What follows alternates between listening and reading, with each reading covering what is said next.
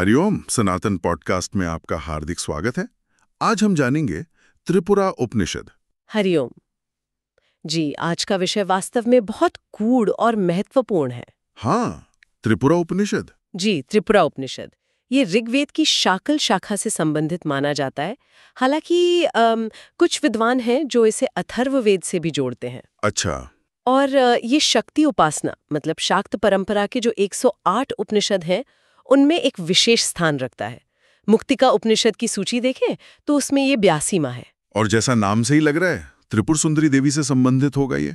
उनकी महिमा, उनका तत्वज्ञान। बिल्कुल, ये देवी त्रिपुरा, जिन्हें त्रिपुर सुंदरी भी कहते हैं, उन्हीं की महिमा और उनके तत्वज्ञान पर प्रकाश डालता है। पर ये सिर्फ देवी के स्वरूप का वर्णन नहीं है। अच्छा, और क्या है इसमें?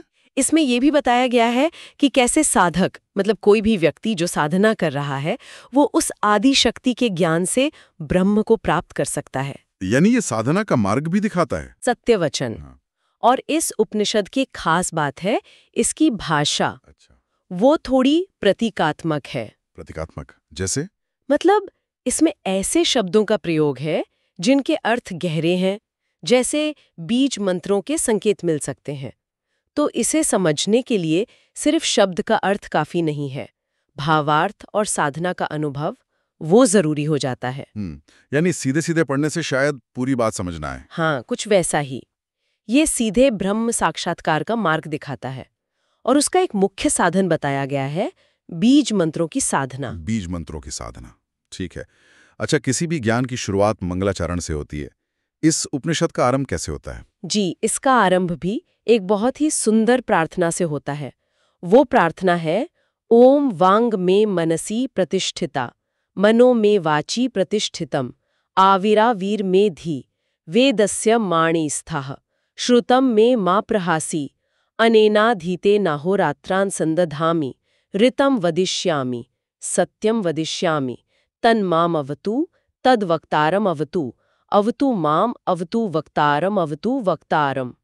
ओम शांतिः शांतिः शांतिः। वाह, बहुत गहरा अर्थ है इसमें तो।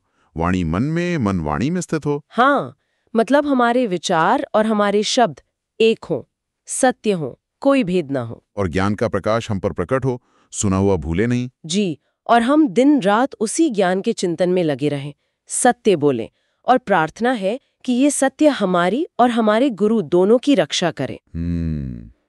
ये तो ज्ञान प्राप्ति के लिए जो पात्रता चाहिए होती है, मन की शुद्धि, एकाग्रता, सत्यनिष्ठा, ये सब स्थापित करती है ये प्रार्थना। बिल्कुल सही। अब आते हैं उपनिषद के नाम पर त्रिपुरा। इसका मतलब है 3 पुर या 3 नगर। तो क्या ये किसी असली जगह का नाम है, कोई शहर? हाँ, यही प्रश्न मेरे मन में भी था। नहीं, ये भौतिक नगरों की बात नहीं है। यहाँ पुर या नगर प्रतीक है, सिंबल्स हैं। प्रतीक किस चीज के? उपनिषद का पहला ही श्लोक है, वो इसका इशारा देता है। तिस्रः पुरस्त्रिपथा विश्वचर्षणः, अत्रा कथा अक्षरः सन्निविष्टः, अधिष्ठायना अजरा पुराणी, महत्तरा महिमा देवतानाम। इसका अर्थ क्या हुआ? तो जैसे अक्षर, शायद ये मातृका वर्ण या बीज मंत्रों के अंश हों, वो निवास करते हैं। और यहीं देवताओं की अजर यानी कभी बूढ़ी न होने वाली पुरानी महानतम महिमा स्थित है। तो फिर ये 3 पुर क्या दर्शाते हैं अगर ये शहर नहीं है तो? ये 3 पुर सृष्टि और हमारी चेतना के 3 स्तरों को दिखाते हैं। 3 स्तर जैसे? जैसे हमारी 3 अवस्थाएं होती हैं, जागृत जब हम जागे होते हैं, स्वप्न जब हम सपना देखते हैं, और सुषुप्ति गहरे नींद की अवस्था। अच्छा, जागृत, स्वप्न, सुषुप्ति और 3 लोक, भू यानी पृथ्वी, भुवः यानी अंतरिक्ष, और स्वः यानी स्वर्ग। हमारे 3 शरीर भी होते हैं, स्थूल शरीर जो दिखता है, सूक्ष्म शरीर मन, बुद्धि वगैरह, और कारण शरीर। हाँ, स्थूल, सूक्ष्म, कारण, ये तो सुना है। इसी तरह ज्ञान पाने के 3 मुख्य मार्ग हैं, ज्ञान योग, कर्म योग और उपासना या भक्ति योग।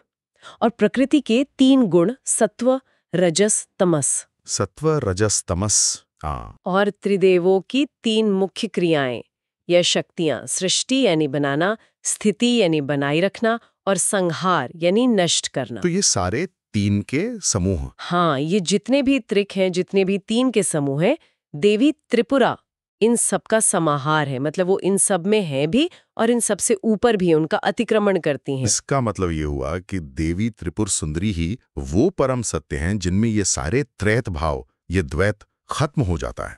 वो कर्ता भी हैं, साधन भी हैं और कर्म भी। बिल्कुल, वो इन सब से परे भी हैं और इन सब में वही फैली हुई हैं। वो ज्ञाता हैं, ज्ञान है और ज्ञेय यानी जानने योग्य वस्तु भी वही हैं। तीनों वही। मन, बुद्धि, चित्त। हाँ, मन, बुद्धि, चित्त तीनों में वही स्थित है, इसीलिए उन्हें त्रिपुरा कहते हैं। अच्छा, इसलिए त्रिपुरा और त्रिपुर सुंदरी क्यों? क्योंकि वो तीनों लोकों में सबसे सुंदर हैं। त्रिषु लोकेषु सुंदरी, इसलिए त्रिपुर सुंदरी। उनका जो यंत्र है, श्री यंत्र, वो भी त्रिकोण वाला है, जो सृष्टि का प्रतीक है। उनके मूल मंत्र में भी 3 कूट यानी अक्षर समूह होते हैं। वो एक ही शक्ति हैं जो ब्रह्मा, विष्णु, रुद्र के रूप में 3 काम करती हैं। सब कुछ 3-3 के समूहों में है और देवी इन सब से परे भी हैं और उनकी अधिष्ठात्री भी। ये तो सच में बहुत गहरा दर्शन है। अच्छा, इस 3 के बाद उपनिषद 9 की संख्या के महत्व पर आता है। दूसरे श्लोक में कहा गया है कि देवी नवयोनि है, 9 स्रोतों वाली। इसका क्या मतलब हुआ? नवयोनि का मतलब है कि सृष्टि के जो 9 मूल स्रोत हैं वो उन्हीं से पैदा होते हैं। श्लोक में आगे कहा गया है 9 चक्र, जो शरीर के ऊर्जा केंद्र होते हैं, 9 योग, 9 योगिनियां, 9 मुद्राएं, 9 भद्राएं यानी कल्याण करने वाली शक्तियां। 9 चक्र, 9 योग, 9 योगिनी, 9 मुद्रा, 9 भद्रा। और भी कुछ है? हाँ, इतना ही नहीं, 9 अधिनायक देव मतलब ग्रहों के स्वामी, 9 चिकित्सा करने वाले स्वामी जैसे अश्विनी कुमार वगैरह हो सकते हैं, और 9 पितृदेव। ये सब भी उन्हीं की शक्ति से प्रकाशित है। देवी के स्तोत्र भी 9 ही बताए गए हैं। तो ये 9 की संख्या क्या दिखाती है? इसका क्या महत्व है? ये संख्या सृष्टि की पूर्णता और उसकी विविधता दोनों को दिखाती है, और साथ ही ये भी कि इन सभी अलग-अलग चीजों का मूल स्रोत एक ही देवी है।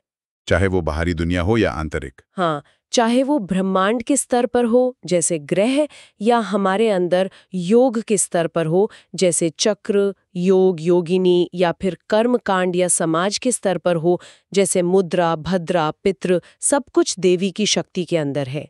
ये उनके सर्वव्यापकता और सृष्टि पर उनके पूरे अधिकार का प्रतीक है। इसके बाद देवी के विस्तार का वर्णन है। वो आदि में अकेली एका थी, फिर वही 9, 19, 29 और 40 हुई। ये संख्याएं क्यों बढ़ रही हैं? ये देवी की शक्ति का जो अनंत विस्तार है उसको दिखाता है।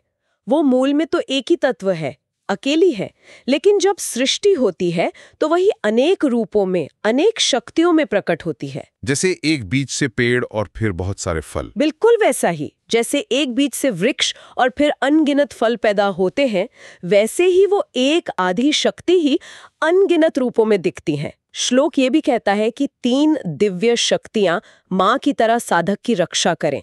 ये उनकी कृपा और सुरक्षा का भरोसा दिलाता है। आगे उनके प्रकाशमय स्वरूप का वर्णन है। शुरू में ऊपर की ओर जलती हुई ज्योति, अजर तत्व के आर पार उदासी और गति फैली थी। चंद्रमा की आनंद और खुशी देने वाली ज्योति, ये सब मंडल ब्रह्मज्ञानियों को सुशोभित करते हैं। हाँ, ये देवी का जो सच्चिदानंद स्वरूप है, सत यानी अजर तत्व, चित यानी जलती हुई ज्योति, और गति और आनंद यानी चंद्रमा की ज्योति, उसी का एक तरह से काव्यात्मक वर्णन है। वो प्रकाश स्वरूप है, आनंद स्वरूप है और हर जगह है। यही ज्ञान ब्रह्मज्ञानियों को मिलता है और वो इसी प्रकाश में रहते हैं। फिर श्री यंत्र का बहुत महत्वपूर्ण उल्लेख आता है, जो शाक्त उपासना का केंद्र माना जाता है। श्लोक 5 कहता है, 3 रेखाएं, 3 भुवन यानी सदन, 3 लोक यानी त्रिविष्टप, 3 गुण, 3 प्रकार, ये सब देवी का आधार है और ये त्रिक समूह सबसे श्रेष्ठ है। हाँ, यहाँ फिर से उसी त्रित्व के सिद्धांत की बात है और बताया गया है कि उसका आधार देवी ही है। और इसी श्लोक में आगे कहा गया है, तत्र कामो मदन्याचा मदनीयम निषेवते। इसका क्या अर्थ है? इसका अर्थ है कि मंत्र से बने उस यंत्र में, जिसे हम श्रीयंत्र या श्री चक्र कहते हैं, कामदेव यानी मदन, भाग्य की देवी यानी मदन्या, जो स्वयं त्रिपुर सुंदरी ही है, उनके साथ निवास करते हैं। श्रीयंत्रों को सिर्फ एक चित्र नहीं समझना चाहिए। तो ये क्या है? ये ब्रह्मांड का और देवी के अपने स्वरूप का जामिति रूप है। एक तरह से दिव्यता का नक्शा है ये। ये श्रीयंत्र तो खुद में ही एक बहुत गहरा विषय है।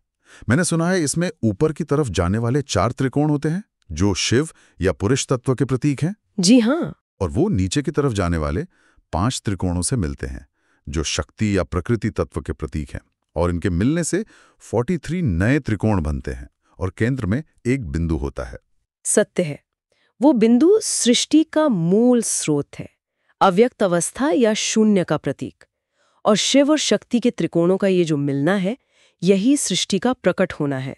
ये द्वैत का खेल है जिसका आखिरी लक्ष्य अद्वैत में यानी उसी बिंदु में फिर से मिल जाना है।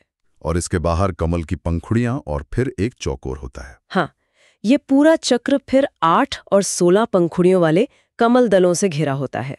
और सबसे बाहर भूपुर नाम का चौकोर होता है जिसमें 4 द्वार होते हैं। ये 4 द्वार 4 तत्वों पृथ्वी, जल, अग्नि, वायु के प्रतीक है और बिंदु आकाश तत्व का। इस तरह पूरा ब्रह्मांड और 5 महाभूत इस यंत्र में समाये हुए हैं। तो साधक इस पर ध्यान करके माया को भेदता है। जी, ध्यान के माध्यम से साधक इसी यंत्र पर मन लगाकर माया के पर्दे को भेदकर केंद्र तक पहुंचने की कोशिश करता है। अद्भुत। अच्छा, इस महादेवी की सेवा में अनेक देवियां भी लगी रहती हैं। श्लोक 6 में कुछ नाम हैं: मदंतिका, मानिनी, मंगला, सुभगा, सुंदरी, सिद्धिमत्ता, लज्जा, मति, तुष्टि, इष्टा, पुष्टा, लक्ष्मी, उमा, ललिता, लालपंती। ये कौन है? ये सभी देवियां उस एक परम चैतन्य शक्ति त्रिपुर सुंदरी की ही अलग-अलग शक्तियां, गुण या अभिव्यक्तियां हैं। जैसे एक राजा के अनेक मंत्री और सलाहकार होते हैं, हाँ, वैसे ही ये देवियां उस महाराज्ञी की सखियां हैं, सहचरी हैं। उनके अलग-अलग कामों और गुणों को दर्शाती हैं। इससे पता चलता है कि परम शक्ति अकेली नहीं बल्कि अनंत ऐश्वर्य और गुणों से भरी हुई है। तो इस गहरे ज्ञान को जानने और देवी की या उनके यंत्र की उपासना करने का फल क्या बताया गया है? क्या मिलता है साधक को? श्लोक 7 साफ कहता है कि जो साधक इस ज्ञान को जानकर देवी के पीठ यानी सिंहासन या श्री यंत्र की उपासना और तर्पण करता है। तर्पण मतलब मानसिक या भौतिक भेंट चढ़ाना। वो प्रसन्नता से अमृतपान करता है। अमृतपान मतलब वो शाश्वत आनंद और अमरत्व का अनुभव करता है। वो स्वर्ग के शिखर पर निवास करता है और आखिर में त्रिपुरा के परम धाम यानी मोक्ष को प्राप्त करता है। तो ये उपासना भोग और मोक्ष दोनों देने वाली है। भोग और मोक्ष दोनों। अच्छा, इसके बाद उपनिषद आदि विद्या के रहस्य पर आता है। श्लोक 8 में कुछ बीज मंत्र जैसे शब्द हैं: काम, योनि, कामकला, वज्रपाणी, गुहा, ह, स, मातृश्वा, अभ्र, इंद्र, फिर से गुहा, स, क, ल और माया। ये समझना तो थोड़ा कठिन लग रहा है। हाँ, ये श्लोक बहुत गूढ़ है और ये तांत्रिक साधना पद्धति के बीज मंत्रों और प्रतीकों से भरा हुआ है। इन शब्दों के साधारण अर्थों से कई गहरे भाव हैं। तो इन्हें कैसे समझे? इन्हें सृष्टि के मूल शक्तियों और चेतना के अलग-अलग स्तरों का संकेत समझना चाहिए। जैसे काम सिर्फ इच्छा नहीं, सृष्टि का मूल संकल्प है। योनि परम स्रोत या गर्भ है। काम कला शिव शक्ति के मिलन की वो सृजन करने वाली शक्ति है। वज्रपाणी यानी इंद्र, वो भी एक शक्ति का प्रतीक है।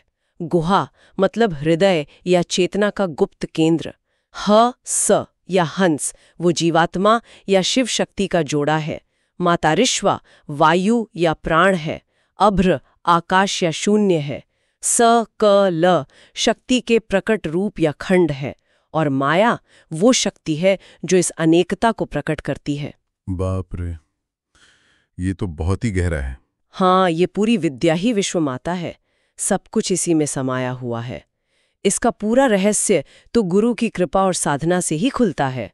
तो मूल बात यह है कि ये आदि विद्या ही सृष्टि का नक्शा है और देवी ही वो विद्या है। यथार्थ। बिल्कुल। इसके बाद श्लोक 9 में गुप्त मंत्र जप और अमरता पाने का जिक्र है। कहा गया है कि महादेवी के 3 मूल अक्षरों का, शायद किसी खास बीज मंत्र के अक्षर हों ये, उनका गुप्त जप करने वाला और साथ ही उपनिषदों में बताए गए प्रभु की स्तुति करने वाला, प्रभु जो कथ्य, कवि, कल्पक, काम, ईश है, ऐसा साधक अमरता को पाता है। तो यहाँ मंत्र साधना और ज्ञान दोनों का मेल दिखता है। मंत्र की शक्ति पर इतना जोर क्यों दिया गया है? हमारा सनातन दर्शन मानता है कि सृष्टि की उत्पत्ति ध्वनि से हुई है, नाद से। शब्द और उसका अर्थ जुड़े हुए हैं, अलग नहीं हैं। बीज मंत्रों को उन आदि ध्वनियों का सार माना जाता है जिनमें खास शक्ति होती है। सही विधि और भाव से किया गया मंत्र जप हमारी चेतना के स्तर को बदल सकता है और साधक को उसके इष्ट देवता या परम सत्य से जोड़ सकता है। ये सिर्फ शब्दों को बोलना नहीं है, ये ऊर्जा का आवाहन है। ऊर्जा का आवाहन। अगला श्लोक, श्लोक 10, बताता है कि देवी इस ब्रह्मांड को कैसे धारण करती हैं। विध्वंसकर्ता यानी शिव का मुख, सूर्य का घेरा, ध्वनियों का मूल, समय की सीमा, शाश्वत परमेश्वर, अर्धचंद्रमास यानी पक्ष, इन सबको विश्वमाता अपने निवास स्थान में धारण करती हैं और 16 कलाओं यानी षोडशी द्वारा इसे बनाए रखती हैं। ये देवी के षोडशी स्वरूप का साफ संकेत है। षोडशी मतलब 16 कलाओं से पूर्ण। जैसे चंद्रमा की 16 कलाएं होती है ना, वैसे ही देवी को चंद्रमा के समान ही आनंद और प्रकाश देने वाली माना गया है। वो समय को, पक्ष, सृष्टि को, ध्वनियों का मूल, सूर्य, संहार को, शिव का मुख और स्थायित्व को, शाश्वत परमेश्वर, सबको अपने अंदर धारण किए हुए हैं। पूरा ब्रह्मांड उन्हीं की शक्ति पर टिका है। फिर कामकला की उपासना का वर्णन है श्लोक 11 में कि कामना रखने वाले साधक देवी के अलग अलग प्रतीकों की उपासना करके, जैसे 3 गुफाओं वाले निवास स्थान, शायद श्रीयंत्र या शरीर के केंद्र, गोलस्तन, मुख, इनकी उपासना करके अपनी इच्छाएं पूरी करते हैं। हाँ, ये प्रतीक उपासना का महत्व दिखाता है। निराकार तत्व पर ध्यान लगाना कठिन होता है, इसलिए साकार प्रतीकों या यंत्रों के माध्यम से उपासना की जाती है।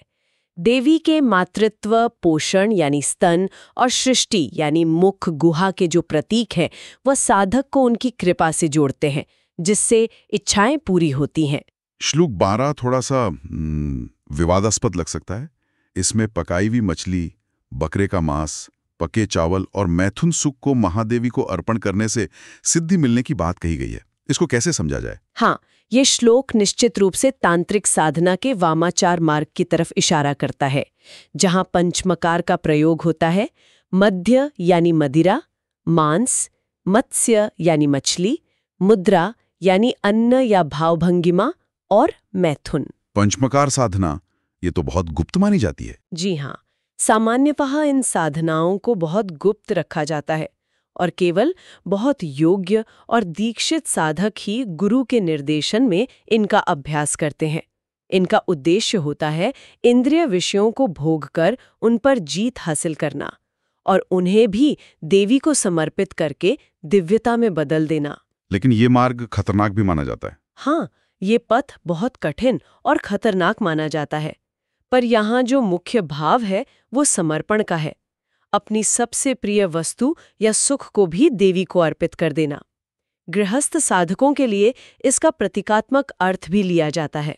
प्रतीकात्मक जैसे मांस का अर्थ है वाणी पर नियंत्रण रखना, मैथुन का अर्थ है शिव शक्ति के संयोग का ध्यान करना।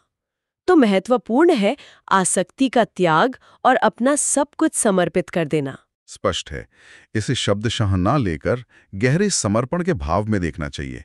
अच्छा, आगे श्लोक 13 में देवी के आयुधों यानी हथियारों का वर्णन है। वो आदिशक्ति हैं, जगत को वापस लेने वाली यानी संहारिका हैं, गौरी हैं सरस्वती और लक्ष्मी के साथ, और जो आसक्ति के मार्ग पर चलते हैं उन्हें पाश यानी फंदे से बांधती हैं और धनुष तथा 5 बाणों से वेधती हैं। ये हथियार भी प्रतीकात्मक ही हैं। पाश जो है वो राग या आसक्ति का प्रतीक है, जिससे देवी सांसारिक जीवों को बांधती हैं। अंकुश, जिसका जिक्र दूसरी जगहों पर आता है, वो द्वेष या विकर्षण पर नियंत्रण का प्रतीक है। इक्षु धनुष यानी गन्ने का धनुष वो मन का प्रतीक है, जो मीठा भी है और टेढ़ा भी है। और 5 बाण? 5 पुष्प बाण, 5 ज्ञानेंद्रियां, शब्द, स्पर्श, रूप, रस, गंध या 5 तन मात्राओं के प्रतीक हैं। देवी इन हथियारों से साधक के मन और इंद्रियों को कंट्रोल करके उसे विषयों से हटाकर अपनी ओर खींचती हैं। ये उनका अनुग्रह भी है और निग्रह भी। और फिर श्लोक 14 में शिव और शक्ति की अभिन्नता, उनके एक होने पर बल दिया गया है। शक्ति भग और भगवान ईश शिव समान हैं, दोनों सौभाग्य देने वाले हैं, समान चेतना, समान ओज वाले हैं। उनमें से शक्ति अजरा है, यानी कभी बूढ़ी नहीं होती, और विश्व योनि है, यानी जगत का गर्भ या स्रोत। ये शाक्त दर्शन का हृदय है। शिव और शक्ति एक ही तत्व के दो पहलू हैं, जैसे आग और उसकी जलाने की शक्ति। शिव अगर शुद्ध चेतना है तो शक्ति उनकी क्रिया करने वाली ऊर्जा है। एक के बिना दूसरा प्रकट नहीं हो सकता। शक्ति ही सृष्टि का मूल कारण है। वो नित्य है, अविनाशी है और कभी कमजोर ना होने वाली, यानी अजरा है। और इस सारे ज्ञान का अंतिम फल क्या है? मुक्ति कैसे मिलती है? श्लोक 15 इसका जवाब देता है। एक पाठ है, ज्ञात्वा हविर्जुहाति यह स मृत्युम तरति, यह एव वेद स ब्रह्मत्वम अश्नुते। भाव यह है कि ज्ञान रूपी भविष्य यानी आहुति से जब अजरा शक्ति प्रसन्न होती है तो वो साधक के द्वैत के जो आवरण है यानी अज्ञान और संकोच उन्हें हटा देती है। जब मन माया से मुक्त हो जाता है। हाँ, जब मन माया के असर से मुक्त हो जाता है तब साधक अपने असली स्वरूप को पहचानता है। वो जान लेता है कि वो स्वयं ही सृष्टि करता है, धरता है और हरता है। वो विश्व रूपत्व को प्राप्त करता है, ब्रह्म के साथ एक हो जाता है। यानी आत्मज्ञान ही मुक्ति है, ये जानना कि मैं और ब्रह्म एक हैं और ये सारी दुनिया उसी एक शक्ति की लीला है। यथार्थता, बिल्कुल यही शक्ति अद्वैतवाद का सिद्धांत है, जो सांख्य के प्रकृति पुरुष और वेदांत के ब्रह्म माया का समन्वय करता है। मुक्ति कहीं बाहर से नहीं आती, वो अपने असली स्वरूप को जानना मात्र है, अपनी जड़ों को पहचानना है, उस परम स्रोत से फिर से एक हो जाना है। देवी त्रिपुरा सुंदरी, जिन्हें ललिता सहस्रनाम में श्री माता कहा गया है, वही परम ब्रह्म है, वही आत्म तत्व है। उनकी उपासना आखिर में इसी आत्मज्ञान तक ले जाती है। ललिता सहस्रनाम में उनका वर्णन एक महारानी के रूप में है। रत्नों से सजी हुई, सौभाग्य चिन्हों से युक्त दिव्य स्त्री रूप, माथे पर अर्धचंद्र, मन मोहने वाली मुस्कान और पंच ब्रह्माओं के आसन पर विराजमान। हाँ, वो परम ऐश्वर्य और परम ज्ञान दोनों की स्वामिनी है। उनकी साधना साधक को भौतिक समृद्धि यानी भोग भी देती है और आध्यात्मिक उन्नति यानी मोक्ष भी। वो माया स्वरूपा भी है और माया से पार ले जाने वाली भी। शाक्त मत में उन्हें ही परम देवी माना जाता है, सभी देवी देवताओं का स्रोत और एकीकृत स्वरूप। उपनिषद का समापन भी इसकी महिमा गाता है। श्लोक 16 कहता है, महतीम अविनाशिनीम त्रिपुराम उपनिषदम वेद विद्याश्च सर्वः कीर्तयन्ति। यह त्रिपुरा की महान अविनाशी उपनिषद है, जिसकी महिमा चारों वेद और बाकी सभी विद्याएं गाती हैं। और अंत में कहा गया है, ओम ह्रीम इत्युपनिषद। ह्रीम देवी ललिता त्रिपुर सुंदरी का मुख्य बीज मंत्र है। इसे माया बीज भी कहते हैं। ये सृष्टि, स्थिति, संहार और इन सबसे परे जो तुरीय अवस्था है उसका प्रतीक है। उपनिषद का सार इसी बीज मंत्र में छिपा है और अंत में फिर वही शांति पाठ दोहराया जाता है, ज्ञान की स्थिरता और सत्य की विजय की कामना के साथ। सचमुच त्रिपुरा उपनिषद शक्ति तत्व के गूढ़ रहस्यों को बहुत ही सुंदरता और गहराई से सामने रखता है। यह हमें बताता है कि वो परम शक्ति हमारे अंदर ही आत्मा के रूप में मौजूद है। जी, और ये हमें सोचने पर भी मजबूर करता है। उपनिषद तो ज्ञान और उपासना से उस परम एकता तक पहुंचने का रास्ता दिखाता है, लेकिन आज की दुनिया में जहां भेद और विभाजन इतना ज्यादा है, हम अपने रोजमर्रा के जीवन में उस अंदरूनी एकता को, उस दिव्य त्रित्व त्रिपुरा के प्रतिबिंब को कैसे देख सकते हैं, कैसे उस अद्वैत भाव को जी सकते हैं, ये सोचने का विषय है। तो हमें आशा है कि आपको हमारी आज की चर्चा पसंद आई होगी। सनातन धर्म से संबंधित ऐसी ही और चर्चाओं के लिए हमारे चैनल को अवश्य सब्सक्राइब करें। धन्यवाद। जय श्री राम।